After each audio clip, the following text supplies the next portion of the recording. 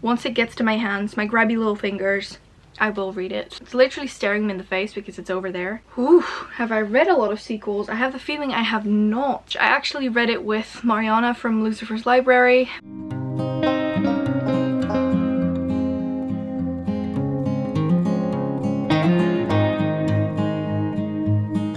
Hello lovely bookworms, I'm Esmay from Paradise Pages on Instagram and also on Twitter, and welcome to a new video. If you're wondering, yes, you've seen this makeup before.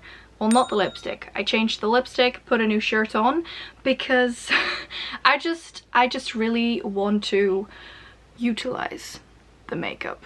Anyway, today I sat down in a little bit of a different spot, and today we're doing the mid-year book Freakout tag. I've seen a lot of people do this and I've been wanting to do it myself, but I haven't had the time up until this point to film it due to the fact that I was so busy with my thesis, everything else going on, and so it is finally that day. I actually have my phone here with the list that I wrote down. I've not really thought of these, so we'll see as we go.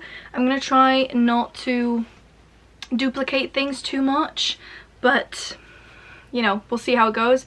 Actually got myself a cup of coffee. This mug actually is from Romania. I bought it in Romania, which I really like.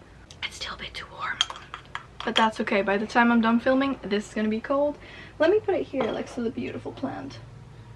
Can you see it? You can see it. There you have it. So let's just start with question number 1.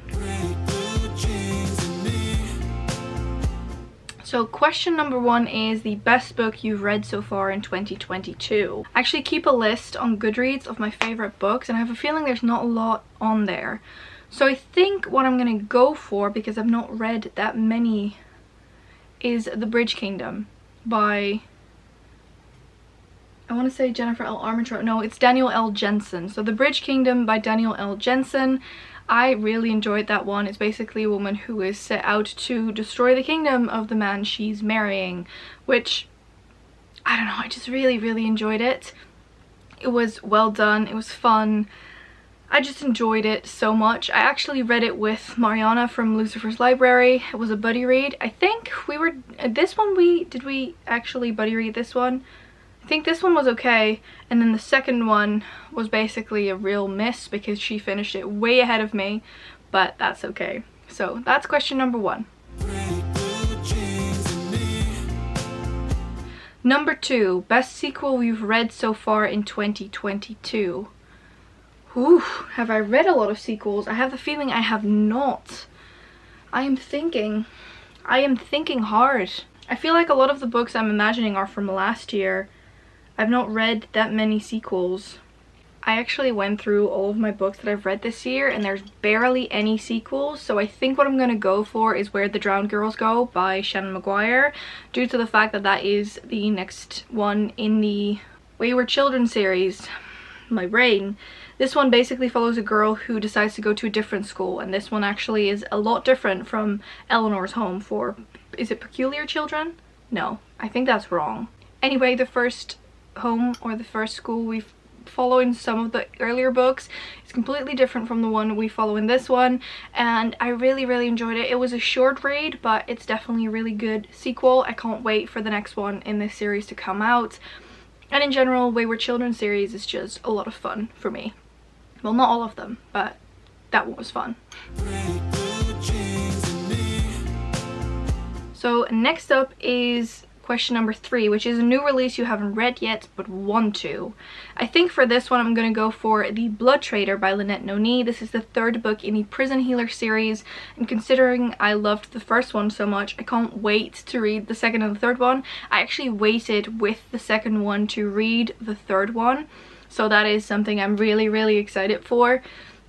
Other than that, I feel like I've not received that many new releases. I mean, I've gotten quite a few from Illumicrate. Oh, I think another one, oh, it's actually my TBR card over there, is Gallant by V.E. Schwab. I'm not sure if that can still be considered a new release, but I think that is it mostly. So yeah, I think that is what I'm going to go for. So number 4 is the most anticipated release for the second half of the year, and for this I want to say I have 2. So the first one is The River of Silver, which is by S.A. Chakraborty, and that is a collection of short stories for the Daevabad series. It is actually, you can't see it, but like right to my right here I have 2 shelves that have my classics and my The City of Brass trilogy, and I think, what is it? We Hunt the Flames up there too, yeah. But my City of Brass series is over there, and I really can't wait to read more tales in that world. I don't even care if it's not about Nari and not about Dara, but I love that series so much. So I can't wait for The River of Silver. And then I think the second one, which is almost by far my most anticipated release of the year, Kingdom of the Feared. This is Kingdom of the Cursed. Kingdom of the Wicked was amazing. I think Kingdom of the Fierce is the third and final one in the Kingdom of the Wicked trilogy. I think it's a trilogy. I can't wait for it. I've pre-ordered it. I pre-ordered the beautiful edition that matches the 2 I own. I can't wait for it. Kingdom of the Feared. Once it gets to my hands, my grabby little fingers, I will read it. I can't wait. So, that one. So next up we have question number 5, and that was the biggest disappointment. For that, I think I'm gonna go for Vespertine by Margaret Rogerson. As you might know, I have unhauled that one. It was not for me. I feel like there was so much potential in the book, but for me it was just not taken. There was so much that could have been done, but for me it's just, it really lacked something, sadly. So I'm gonna go for Vespertine. Next up is number 6, and that is biggest surprise. I think for me that is The Smoke Hunter. This is a sort of historical fiction, Indiana Jones, Tomb Raider, Uncharted kind of book. So we follow a woman who is set, I think, in the Victorian era, and she's working for an archive. She's one of the only ones who was able to go to university, and she studies artifacts. Then she, in some feminist twist of fate, ties herself to a building and gets fired by her job, and in doing so, or in leaving that building, she steals an artifact that has a map. So she travels to, I believe it is Peru, I think, and there she finds a guide and they try and find this. There's people chasing her. It is just such an interesting story. From what I've heard, the author is actually working on the second book, or at least trying to get a second book. I'm not sure when it's going to be released, but I can't wait for it. I have to sneeze. Bless me. Oh, that was so bad. Anyway, I can't wait for the sequel to The Smoke Hunter. It was really well done. I loved it. The banter, just the pace of the book as well. Every single time you go, okay, so we're slowing things down. Wait, we're not. Like, the moment you think, oh, it might get a little bit boring is when something happens, which is really nice. And I think it was definitely a huge surprise for me. Number 7, favorite new author. Whew. I think for me, one of my new favorites, even though I've only read one book by her, is Lynette Noni. Due to the fact that I loved The Prison Healer so much, it's definitely made it onto my favorites list for this year. I can't wait to read the sequel to that and the final book. That's definitely a new favorite for me. I think another who's really stepped up for me is Ali Hazelwood, because I've read both The Love Hypothesis and also all 3 of the STEMinist short stories, and there's going to be, I think the second book is going to be out pretty soon as well, which is Love on the Brain. I can't wait to read that either. So I think I'm going to go for those 2, Lynette Noni and Ali Hazelwood. I honestly have to say that I never expected myself to have a favorite romance author, but here we are. Number 8, new fictional crush, or newest fictional crush. Whew, have I really crushed on any of the characters? That's difficult. I think, I'm not so sure. I think I'm starting to like the protagonists in the book more than the love interests, which is curious because it rarely happens for me. I think if I had to choose a new fictional crush, I would definitely go for Laura from the Bridge Kingdom. I really enjoyed her. She was such a strong character, and I definitely liked her a lot more than I loved Erin, even though I did enjoy Erin. But I don't really have that many new fictional crushes, honestly.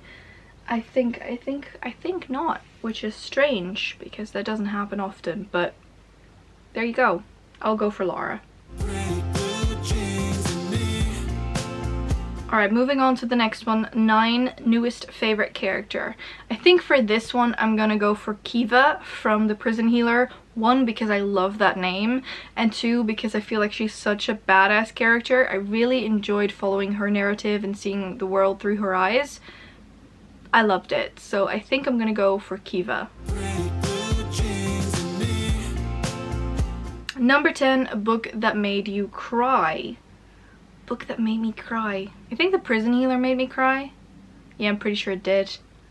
It definitely made me cry. I really enjoyed it though. It was such a beautiful book. But yeah, I don't think I've cried a lot reading this year. Not that I can remember, but I did enjoy it. I did really enjoy the Prison Healer. I think, is there anything else I cried with? A lot of tears were shed this year. Not a lot of tears were shed, but that's okay. Then next up we have a book that made you happy, and for this one I'm gonna go for A Cross Country Christmas, which is completely off the rails because I read it not during Christmas time, but this was such a fun road trip kind of story that I think everyone will enjoy it. I think it was kind of a short story, I'm not completely sure, but I don't think it was very long. At least it was a quick read for me, and it really made me happy, so I'm gonna go for that one. Alright, then number 12, which is already the second to last, most beautiful book you've bought so far this year or received. That one's actually on the top. Let me quickly, I think that's my most beautiful, so let me quickly grab that. For me, the most beautiful book I have added to my collection this year is definitely Daughter of the Moon Goddess by Sue Lynn Tan. I have been meaning to read this for a long time, ever since I heard about it, but I haven't yet. I love this cover, and mine is signed, the one I have. I don't think there's a hidden cover with this one, if I remember. No, there's not, but the cover is just everything I like in a cover. I think it's beautiful. I can't wait to pick it up though, but I love it. Then number 13, the final question. What books do you need to read by the end of the year? There's quite a few. I have quite a few sitting in my priority one over on that side, but there's also quite a couple in here that I feel like I have to read. I'm gonna start with Raybear because I'm literally halfway through it. Which other ones do I want to read? I feel like I really have to read the final one in the Girls of Paper and Fire trilogy because I own it. I haven't, was it Girls of something? I really don't remember the title. I really want to continue A Darker Shades because I've only read the first one, so I would love to read the second and third one. What else do I have on my shelves? There's so much on my shelves that I kind of want to read and want to continue, because I also really want to continue my Falling Kingdoms one and maybe see if I can do a book a month or a book every 2 months, because I've only read Falling Kingdoms and I really want to read Rebel Springs, King of Scars. Oh my gosh, there's so many, and I don't think I can really mention 1 or 2. It's literally a list of books that I want to read. She Became the Sun, Star Daughter. There's so many, so I'm just not gonna bother.